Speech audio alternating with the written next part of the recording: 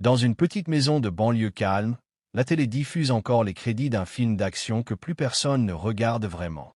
Sur le canapé, deux silhouettes de 16 ans, Tayo et Cindy. Des jumeaux. Inséparables depuis toujours. Trop, peut-être. Wana, leur mère, apparaît dans l'encadrement du salon, bras croisés, regard fatigué. Vous savez l'heure qu'il est? Demain vous allez encore dormir jusqu'à midi. Tayo se retourne, yeux brillants, mains jointes comme pour une prière. Maman, juste la fin. S'il te plaît. C'est le moment où tout explose. Cindy enchaîne aussitôt, un peu trop vite. On finit ça et on monte dormir, promis juré. Wana soupire. Elle allait insister. Quand Frank, son mari, passe la tête par la porte de la cuisine, une bière à la main. Laisse-les, chérie. Demain c'est samedi. Une nuit blanche, ça ne tue personne. Les jumeaux explosent de joie, tapent dans leurs mains comme des gosses de 10 ans. Wana lève les yeux au ciel, mais sourit quand même. Et là, Frank sort l'enveloppe. Tiens. Surprise. Il tend une carte élégante à sa femme. Soirée annuelle de l'entreprise, conjoints invités. Tenue de soirée. Open bar. Wana pousse un petit cri. Elle en rêvait depuis des années. Mais aussitôt, le doute. Et les enfants, on peut pas les laisser seuls. Tayo bondit presque. Maman, on a 16 ans. On va juste regarder Netflix et dormir. Basi griega. Profite. Cindy Rencheret, Sue Ryra Clayton. On t'appellera même pas, parole de jumeaux. Wana fronce les sourcils. C'est trop facile. Trop rapide.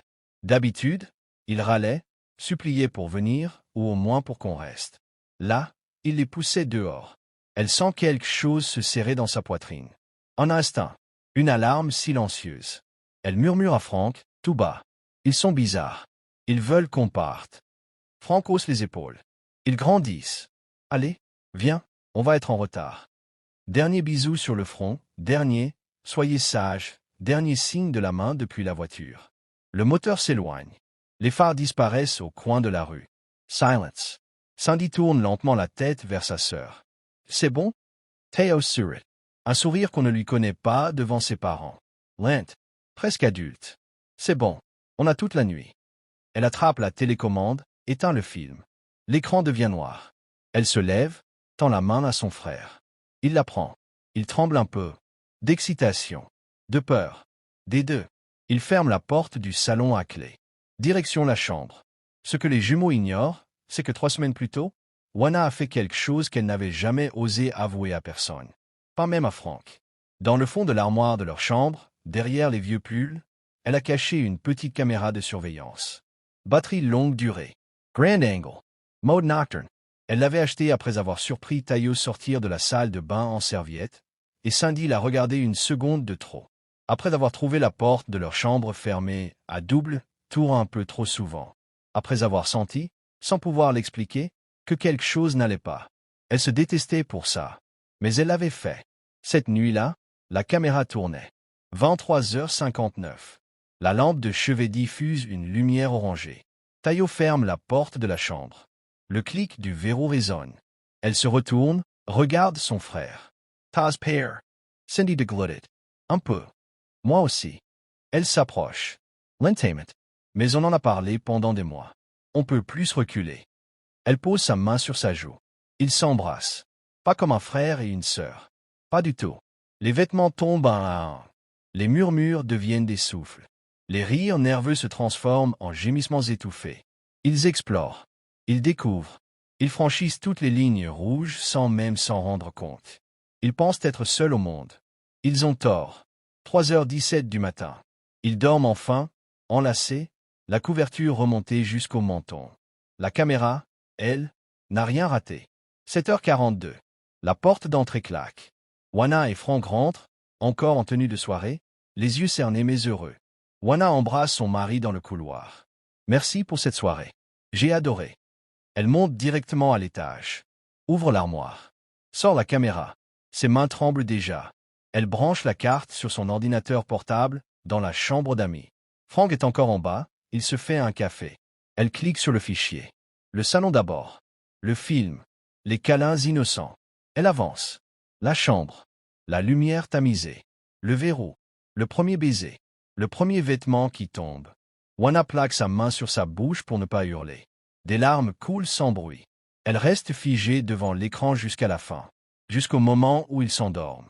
Frank monte, l'appelle. Juana? Ça va? Il entre. La voix. L'écran. Il s'approche. Regarde. Son visage se décompose en direct. Il recule d'un pas.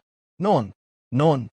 Il répète ça plusieurs fois, comme si ça pouvait effacer ce qu'il vient de voir.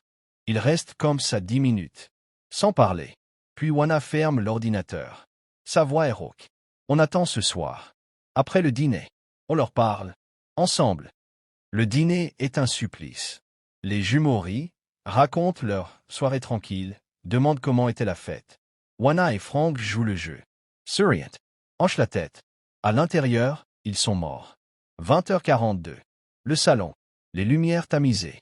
Juana prend une grande inspiration. Theo. Cindy. Asseyez-vous. Tout de suite. Les jumeaux sentent tout de suite que c'est grave. Ils s'assoient côte à côte sur le canapé. Main dans la main. Instinctivement.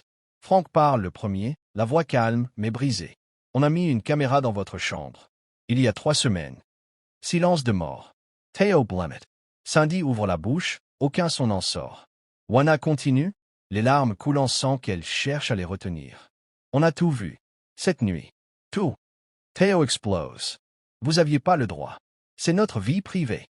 Juana la coupe nette. Quand ta vie privée met en danger ta santé mentale, ton avenir, et toute cette famille, on a tous les droits du monde. Cindy commence à pleurer. En SM, on faisait rien de mal. Frank s'agenouille devant eux. Écoutez-moi bien. Je vous aime plus que tout. Mais ce que vous avez fait, c'est pas de l'amour. C'est une erreur énorme. Dangerous. Interdict. Et si ça continue, ça vous détruira. Tous les deux. La discussion dure 3 heures. Il y a des cris, des pleurs, des portes qui claquent, puis des câlins, des excuses, des promesses. Ils finissent tous les 4 enlacés sur le canapé, épuisés, vidés. Le lendemain, premier rendez-vous chez une psychologue spécialisée dans les relations familiales complexes. Puis un autre. Et encore un autre. Des mois de travail. Des larmes. Des silences. Des reconstructions. Aujourd'hui, 2 ans plus tard, Tayo et Cindy ont 18 ans. Ils vivent toujours sous le même toit, mais leurs chambres sont séparées par un mur et par des règles claires. Ils se parlent. Ils rient ensemble. Ils s'aiment. Mais plus jamais comme avant. La caméra, elle, est toujours dans le tiroir de Juana. Éteinte. Mais toujours là. Au cas où. Narrateur, presque un murmure. Dites-moi dans les commentaires. Est-ce que vous auriez eu le courage d'installer cette caméra? Est-ce que vous pensez qu'on peut réparer une famille après ça? Likez si cette histoire vous a retourné. Abonnez-vous si vous voulez que je vous raconte la prochaine. Parce qu'il y a pire. Beaucoup pire. À dimanche prochain. Prenez soin de vous. Et parfois, surveillez ceux que vous aimez.